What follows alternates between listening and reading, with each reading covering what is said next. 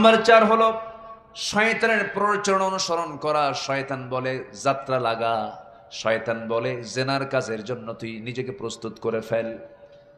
একটু বসেন, একটু বসেন, একটু বসেন, বসেন, বসেন। জিকির করি লা ইলাহা ইল্লাল্লাহ।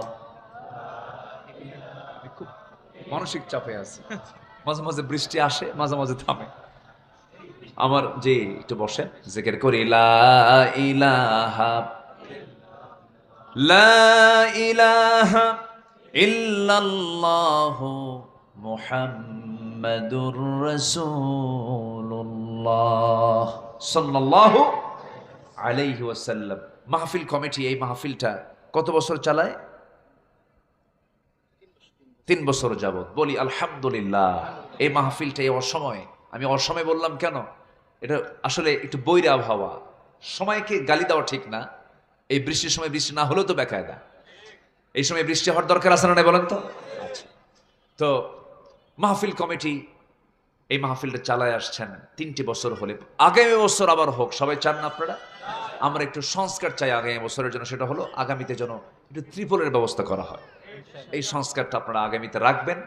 এই সময় অন্তত মাহফিল করলে অন্তত নিচে বসার জায়গা না দিলে নিচেরটা উপরে দিয়ে দিবেন। দিছেন নিচে, দরকার তো উপরে, ঠিক আছে না? উপরে দিলে পরে এটা আজকে তাহলে এই ছাতা মারা লাগতো না বারবার। ছাতা মারলে আমি ওয়াজ ভুলে যাই, সব মন যায় ওইদিকে, তখন আমি আবার চলে যাই ওইদিকে। তো যাই হোক, এরপরেও আমি সবার কাছে একটু আরজ রাখবো, এই মাহফিলে আমরা সবাই অংশগ্রহণ করব। অংশগ্রহণ আর্থিকভাবে অংশগ্রহণ একটা অংশগ্রহণ। যদি আমি এই আলোচনার মাঝে একটু ব্রেক দিয়ে 2-3টা মিনিট আমি একটু চাটা খেয়ে আমার গলাটা একটু ধার দিয়ে নেই, এর মাঝে যদি একটু আপনার কাছে যদি একটু কমিটির ভাইয়েরা যদি একটু ব্যাগটা নিয়ে যায়, চাদরটা নিয়ে যায়, যদি চাইতে যায়, রাগ করবেন? রাগ করবেন নাকি? একটু ভাগ্যবান মনে করে ভাববেন যে আমি ভাগ্যবান, আমি দিতে পারছি, কোরআনের জন্য আমি দিতে পারছি, আমি ভাগ্যবান। দান এটা ভাগ্যের ব্যাপার, সবাই দান করতে পারে না।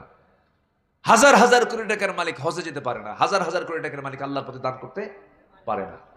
একটু চাদর যাবে, ব্যাগ যাবে, যে যা পারি 2 থেকে 3 মিনিটের ভিতরে আমরা যতটুকু পারি আমরা দেওয়ার চেষ্টা করব। জিকির করে লা ইলাহা ইল্লাল্লাহ, লা ইলাহা ইল্লাল্লাহ, সুবহানাল্লাহ, আলহামদুলিল্লাহ। আরো জোরে লা ইলাহা।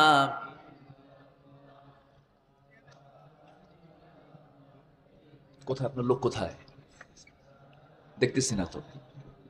জি হ্যাঁ, এই যে ব্যাগ নিয়ে কিছু ভাই গিয়েছেন।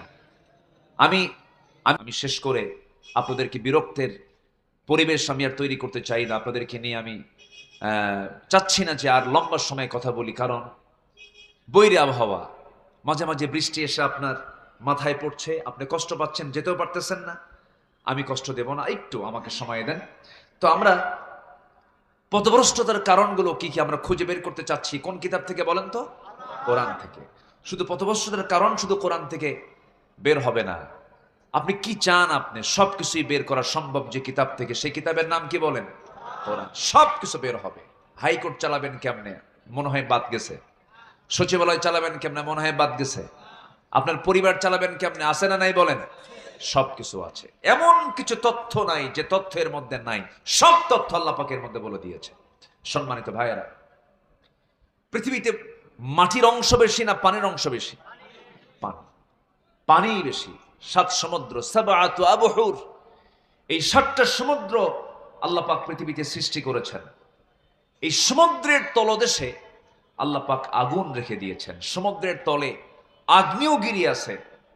এই রহস্য প্রেজেন্ট ওয়ার্ল্ড বের করেছে, আর কোরআন আজ থেকে 1500 বছর আগে তা বলে দিয়েছে। সুবহানাল্লাহ বলবেন না? আল্লাহ পাক এক জায়গায় কসম খাচ্ছেন, ওয়াল বাহরিল মাসজুর, ওয়াল বাহরিল মাসজুর, প্রজ্বলিত সমুদ্রের কসম। প্রজ্বলিত অর্থাৎ জ্বলে ওঠা সমুদ্রের কসম। কখনো চিন্তা করা যায়? শতাব্দীর পর শতাব্দী মানবতা এই ধারণাটিকে কল্পনাও করতে পারে না, অথচ 19-20 শতকে বিজ্ঞানীরা গভীরভাবে গবেষণা করে দেখেছেন সমুদ্রের তলদেশে আগ্নেয়গিরি আছে। সেখানে mid Atlantic ridge, Pacific ring of fire এর মতো সমুদ্র অঞ্চলগুলোতে প্রচুর সক্রিয় আগ্নেয়গিরি রয়েছে। অথচ মহান রব্বুল আলামিন এই তথ্য আজ থেকে ১৫০০ বছর আগে বলে দিয়েছেন। জোরে বলে সুবহানাল্লাহ। এই যে মাইকগুলো চলছে, এই যে মাইক্রোফোনগুলো এখানে আছে, ক্যামেরাগুলো আছে, সবগুলোর মধ্যে লোহা আছে না নাই? লোহা ছাড়া মানুষ সচল না অচল? গাড়িতে চড়বেন কি লাগবে? কথা বলবেন কি লাগবে? মোবাইল চালাবেন কি লাগবে? এমন কোনো কাজ নাই যে কাজে লোহার প্রয়োজন নাই। অস্ত্র বানাবেন কি লাগে? লোহা লাগে। তাহলে সেই লোহাটা আল্লাহ পাক কি আমার আপনার জন্য কোন কি বলে খনি থেকে দিয়েছেন না নাজিল করেছেন? বলেন, নাজিল করেছেন।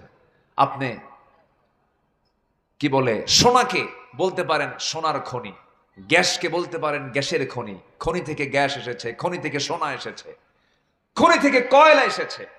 কিন্তু লোহাটা যদিও আমরা দেখছি এমন করে, কিন্তু এই লোহাটা কিন্তু পৃথিবীর কোনো সম্পদ নয়, পৃথিবীর কোনো জায়গায় এটা ছিল না। আল্লাহ পাক লোহাটাকে আসমান থেকে নাজিল করেছেন। জোরে বলে সুবহানাল্লাহ। কেন? লোহা বানাতে যে তাপমাত্রার দরকার সেই তাপমাত্রা দুনিয়াতে নাই। আকাশের যে সূর্য আছে, সূর্যের আভ্যন্তরীণ তাপমাত্রা হলো 15 মিলিয়ন ডিগ্রি সেলসিয়াস সূর্যের। আর লোহা যদি কোথাও তৈরি করতে হয় সেই জায়গায় তাপমাত্রা থাকতে হবে হলো 5 billion degree Celsius. 5 billion degree Celsius তাপমাত্রা পৃথিবীর কোথাও আছে? লোহা মানুষ বানাবে কেমনে? আল্লাহ তাআলা লোহা নামক এই ধাতুকে আসমান থেকে নাজিল করেছেন। আল্লাহ পাক এটা সূরা নাজিল করেছেন, সূরাতুল হাদীদ। ওয়া আনজালনাল হাদীদ ফীহি বাসুন শাদীদ ওয়া মানাফিউ লিন-নাস। আল্লাহু আকবার বলেন। বিজ্ঞান বলছে হয়তোবা মহাশূন্যের মাঝে কোনো সুপারনোভার মহাবিস্ফোরণ ঘটে, ওই মহাশূন্য থেকে আসমান থেকে এই লোহাগুলো সিটে সিটে দুনিয়াতে পড়েছে। এই লোহাগুলো আমরা হাতের আওতায় আমরা পেয়েছি, কিন্তু লোহাটা সে আসমান থেকে একমাত্র বরকত হিসেবে নাজিল করেছেন তিনি আমার কে?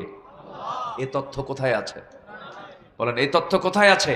তাহলে বলুন, কোরআন কি শুধু পথভ্রষ্টতার কারণগুলো খুঁজে বের করে, না সব খুঁজে বের করে? সব খুঁজে বের করে দেয় কোরআন। আসুন আর বাকি 6টা পয়েন্ট আমি আক্ষরিকভাবে শাব্দিকভাবে বলি। আমি আমার শেষ দিকে আস্তে আস্তে চলে যাচ্ছি। সম্মানিত ভাইয়েরা, 1 নম্বর হলো কুফর। আমরা কুফরের পথে থাকবো না ঈমানের পথে থাকবো? আচ্ছা, কুফরের পথে থাকবো না তাওহীদের পথে থাকবো? নাম্বার 2, শিরিক করা। শিরিক এটা মারাত্মক গুনাহ, সেই শিরকের ধারে পাশে আমরা যাব না। শনিবারে বাঁশ কাটা যাবে না, বৃষ্টির দিন বিয়ে করা যাবে না। যার বৃষ্টির দিনে বিয়ে হবে সারা জীবন তার চোখের পানি ফুরাবে না। আছে কিনা বলেন? এগুলো হচ্ছে কথার শিরক, প্রচলিত শিরক। সকালবেলা বাকি দিলে তার সারাদিন ব্যবসা শেষ। আছে কিনা বলেন?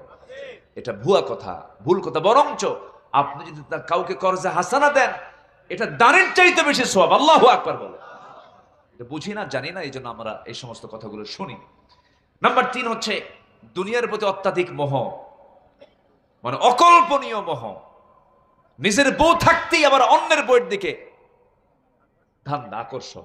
এটা কি বৈধ না অবৈধ বলেন তো? নিজের বউ এই পর্যন্ত আল্লাহ পাক লোভ করতে বলেছেন। তোমার বউ সমস্যা নেই, ইজাব কবুল করছো, ভালো কথা, কিন্তু তুমি আবার রিপনের বউয়ের দিকে যাও কেন? রিপন নামে কেউ থাকলে আবার মাইন্ড করবেন না, এমনি একটা নাম বললাম, মনে হলো একটা নাম বললাম। তো অন্যের বউয়ের দিকে নজর, এটা হচ্ছে অত্যাধিক মোহ, অবৈধ মোহ। আপনার সম্পদ কেন আপনি কামনা করবেন না? আপনি বৈধ পথে ইনকাম করেন, কোটিপতি হন, সমস্যা নাই। 10 জন সাহাবী ছিলেন জান্নাতের সংবাদ পাওয়া। বাকি সাহাবীরা কি জান্নাতের মেহমান হবেন কিনা বলেন? হবেন। কিন্তু এই কথাটা আসছে, 10 জন সাহাবীর গুরুত্ব ইসলামে বেশি এসেছে। সব সাহাবী মূল্যবান, সব সাহাবী আল্লাহর কাছে সম্মানিত, রাদিয়াল্লাহু আনহুম ওয়া রাদু আন। এই 10 জন সাহাবী, তাদের জীবনী আমি একটু দেখে, আমি স্টাডি করে যতটুকু বুঝলাম, 10 জন সাহাবী ছিলেন মিলিয়নার, অধিকাংশ সাহাবী ছিলেন ধনী সাহাবী। আল্লাহু আকবার বলেন।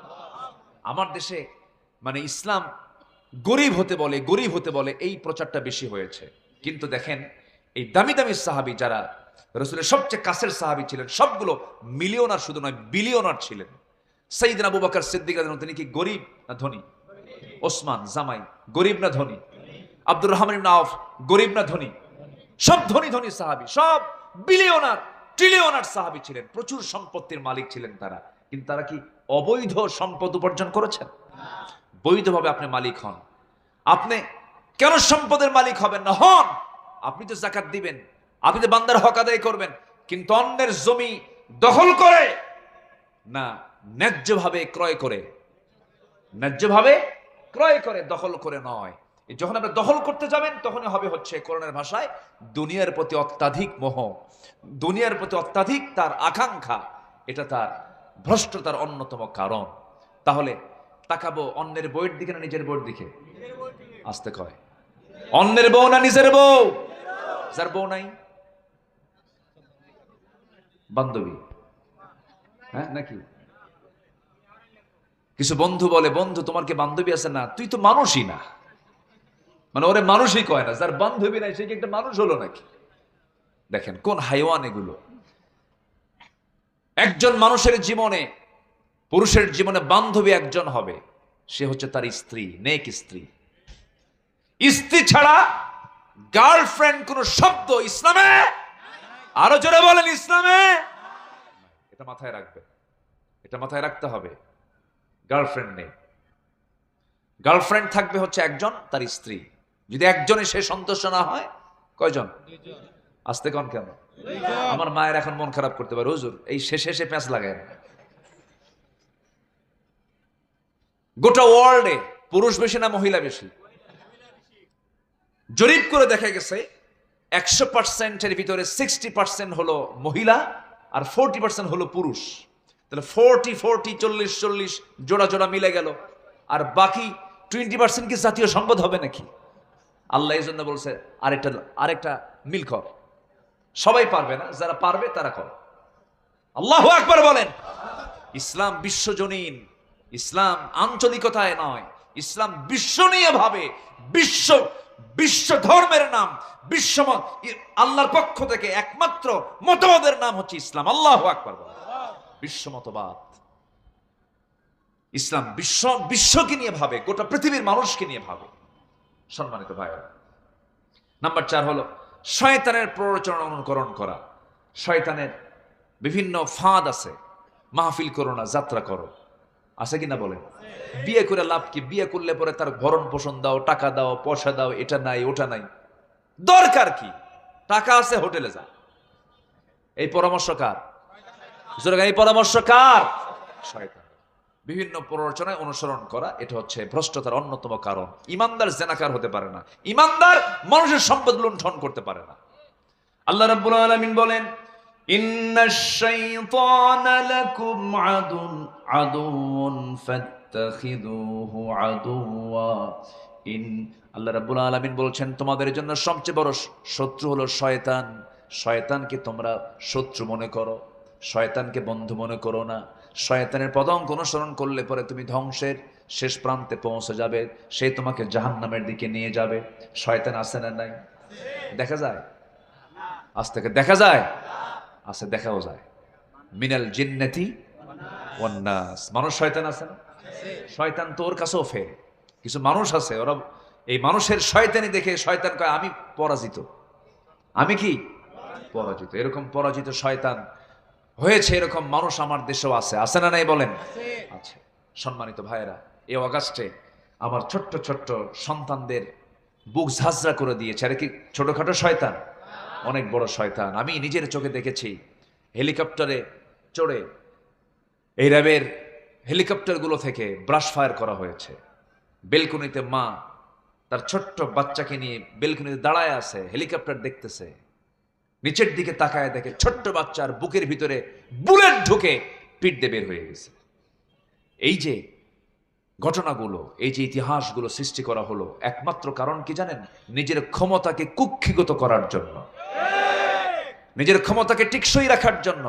যারা ক্ষমতাকে কুক্ষিগত করার জন্য হত্যার মতো পথ যারা বেছে নেয়, এরা সবগুলো ফেরাউনদের প্রেতাত্মা।